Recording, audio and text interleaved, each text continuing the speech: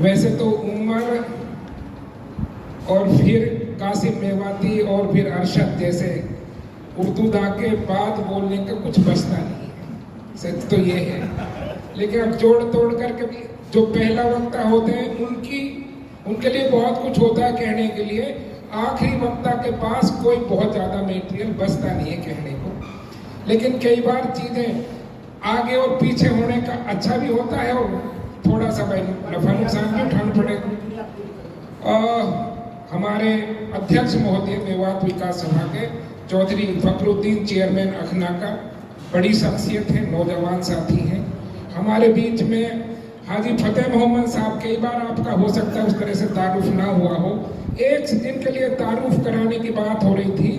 एक से एक अजीम शख्सियत हैं हमारे साथ, साहून काठपुरी, जिनका चौथी पुश्त चल रही है, खानदानी MP ये रह लिए, MLA ये रह लिए, लेकिन कई बार नाम जब आता है इस महफिल में तो बहुत छोटे बनकर बैठते हैं। यही इसकी कला भी है और इस डायस की सबसे बड़ी सोच भी है कि कोई कितना बड़ा है अपने आप को दिखाता नहीं है। साहून साहब, DD खान साहब रिटायर्ड हैं उस विभाग से जिस विभाग में इकोनॉमिक सेल में, जिसमें बहुत मेवाती कम लोग पहुंच पाते हैं, और वो जामिया के जो है इकोनॉमिस्ट रहे हैं। DD खान साहब, B शुमसेद्दीन मोहम्मद साहब CA रिटायर्ड हुए हैं वह बिजली बोर्ड से, और ये 1972 में माइसो जैसी बड़ी संस्था से जुड़े हैं। उमर साहब जो मेरे सीनियर साथी भी हैं और बहुत ही मजबूत जिला पार्षद हैं, 2 बार सरपंच रहे और मेवात विकास सभा के पूर्व प्रधान रहे। पंचायतों के जितने बड़े महारथी हैं, मुझे आज तक कभी ये नहीं लगा कि वो पंचायत में पहुंचे हों और उस पंचायत का फैसला ना हुआ हो। इतने बड़े पंच भी हैं, उनका दबदबा भी है। हमारे बीच में खूबी साहब, मेरे खूबी और मैं एक स्कूल में और क्लासों में डिफरेंस था। सेवका मेरा गांव है, खूबी साहब और मैं एक साथ पढ़े हैं। आज वो बड़ी शख्सियत है, इस्लाह माशरा का जो प्रोग्राम चला रहे हैं, और जिस तरह से उन्होंने निस्वार्थ होकर एक पंचायत चौपानकी में की और अब 30 तारीख को यहाँ होने जा रही है।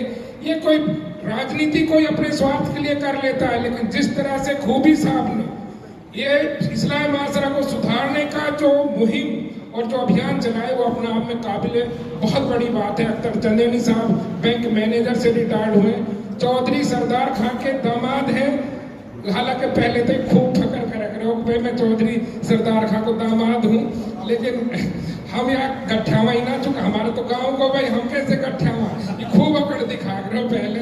खैर अब वो छोरी चलेगी तो यहाँ को भी मादलो ना हो गए। अरशद साहब चोखा हमारे डॉक्टर हैं, मेडिकल लाइन से जुड़े हुए हैं। सत्तार सुनारी साहब बड़े कॉन्ट्रैक्टर सुनारी से, और हमारे बीच में असद साहब अभी जो बोल के गए, शायर हैं, हेड हैं, डिपार्टमेंट के हेड हैं टीचिंग के। इरफान साहब ये जावेद मोटर्स से बड़ा नाम है, नूह के अध्यक्ष हैं, नूह मेवात की बॉडी के मालव गांव से। और हाजी अल्ताफ साहब अभी पहुंचे हैं और वो माइनॉरिटी विभाग दिल्ली के सह प्रभारी हैं। उनकी ड्यूटी भी लगी है बिहार के इलेक्शन में, लेकिन हमारे सबसे युवा जिला परिषद जिसने 21 साल की उम्र में जिला परिषद का खिताब भी लिया और उसके आगे बहुत सारी कामयाबियां उनको छूने की हम उनकी उम्मीद करते हैं, दुआ को है कि वो हमारे सबसे उभरते हुए चेहरे हैं। और जो हमारे महासचिव हैं इस बार, शब्बीर साहब मेडिकल लाइन से मेडिकल स्टोर चलाते हैं, वो हमारे बीच में हैं। और हमारे बीच में जुबैर अली फतेह, ये MSW हैं जामिया से, अलीगढ़ से, जो हमारे उपाध्यक्ष हैं।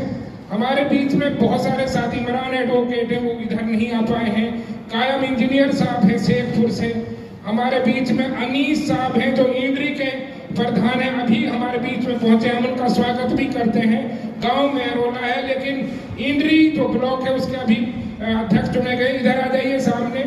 और शमीम धुलावट जो चौधरियों का बड़ा गांव है, उस तावड़ू ब्लॉक के अध्यक्ष हैं, वो भी हमारे बीच में पहुंचे हैं। और साजिद साहब जो हमारे कोऑर्डिनेटर हैं, वो भी हमारे बीच में पहुंचे, उनका स्वागत है।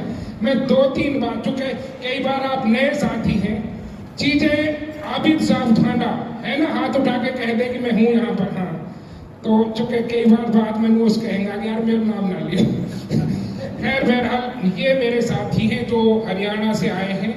आप सबको बहुत बहुत मुबारकबाद इस बात के लिए कि आपने मेवात की सरजमी के इस छोर पर इतनी बेहतरीन महफिल सजाई और उसका मकसद इतना शानदार रहा। हम ये चाहते थे कि मेवात विकास सभा अब तक हम जिस तरीके से काम करते थे एक प्रेशर ग्रुप के तौर पर जिला मेवात में, पिछली बार हमने थोड़ा सा इसको बढ़ाया, कोऑर्डिनेटर बनाए कि हम अपने आसपास के इलाकों में भी इसमें काम करेंगे और बढ़ाएंगे। लेकिन जिस तरह से इस बार हमारे साथियों ने दो बड़े फैसले किए। एक फैसला तो ये किया कि हम अब बुजुर्ग हो गए, लगभग हमारे बहुत सारे साथी 60 साल पार कर गए, कुछ 50 और 55 के बीच में उलझे हुए, जैसे मैं भी 57 साल का हो गया। तो एक बड़ा फैसला लिया कि अगर हमें इस प्रेशर ग्रुप को विस्तार के तौर पर आगे बढ़ाना है तो हमें अपनी जनरेशन को ये काम सौंपना होगा, उनको ये जिम्मेदारी देनी होगी। तो जब 7 तारीख को मीटिंग हुई बड़कली चौक पर, जो दिल्ली की जो मेवात की राजधानी जिसको कहा जाता है, वहां पर हमने बड़ा फैसला लिया और चमन वाटिका में हमने तमाम मेवात विकास सभा के जो प्रतिनिधि थे, बुजुर्ग, उनको एक सलाहकार मंडल में भेजकर तमाम नई कार्यकारिणी का गठन किया और चौधरी फखरुद्दीन चेयरमैन को उसका अध्यक्ष उसकी जिम्मेदारी दी गई और सब्जी साहब को महासचिव बनाए। दूसरा फैसला ये लिया गया कि इस बार हम मेवात से दूर जाकर भी, चाहे दिल्ली हो, उत्तर प्रदेश हो, राजस्थान हो और चाहे मध्य प्रदेश हो, औरंगाबाद हो, उनमें भी मेवात विकास सभा को एक संगठन के तौर पर विस्तारित करेंगे। और उसकी वजह क्यों है, बहुत साफ अल्फाजों में बता देता हूं, चूंकि मैं किसी दूसरी बात को रिपीट नहीं करना चाहता।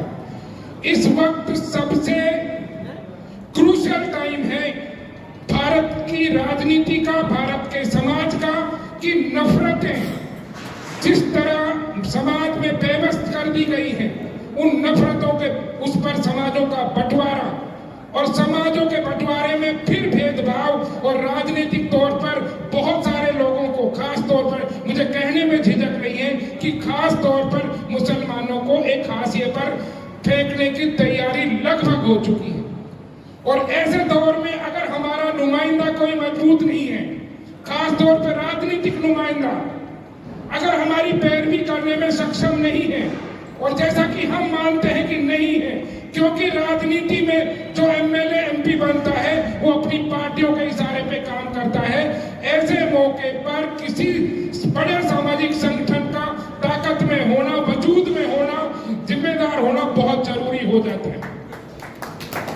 उसी परिप्रेक्ष्य में हमने ये विस्तार शुरू किया कि हम जहां जितने भाइयों को जानते हैं, जितने लोगों को जानते हैं हिंदुस्तान भर में, ये तो एक बहाना है जैसे हमारे साथियों ने कहा इस विस्तार का, लेकिन अपनी मजबूत ताकत संगठन बनाकर अपनी बात को आगे बढ़ाना, अपने हक हकूक के लिए, अपने वजूद को बचाने के लिए जो लड़ाई लड़ने का जिम्मा हमने लिया है, उसके पीछे एक बड़ी सोच है।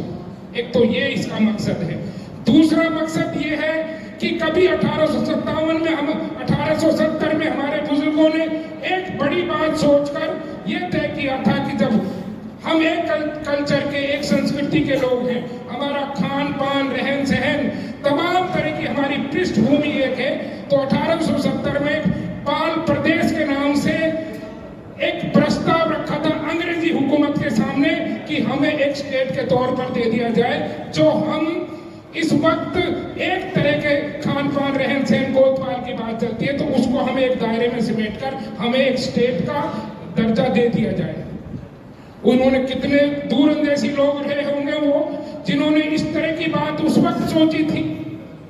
हमारा एक प्रस्ताव, हम जब इकट्ठे हो जाएंगे, इस बार जब हमारा तमाम जिलों की कार्यकारिणियों का गठन हो जाएगा और हम दूर दराज से अपने तमाम साथियों को इकट्ठा कर लेंगे, तो उस वक्त हम एक वर्कशॉप करके अपने तमाम साथियों को ट्रेन करेंगे, काम पर लगाएंगे और तमाम जो चीजें हमने बताई है मकासद के बारे में बताकर पूरी चीजों को ट्रेंड करके हम वो प्रस्ताव दोबारा से अपनी सरकारों के सामने रखेंगे कि हमें राजस्थान, हरियाणा, उत्तर प्रदेश, दिल्ली का जो एक तरह का खान पान, रहन और संस्कृति के लोग हैं उनको एक स्टेट में सम्मिलित करके हमें अलग स्टेट या फिर जो है केंद्र शासित प्रदेश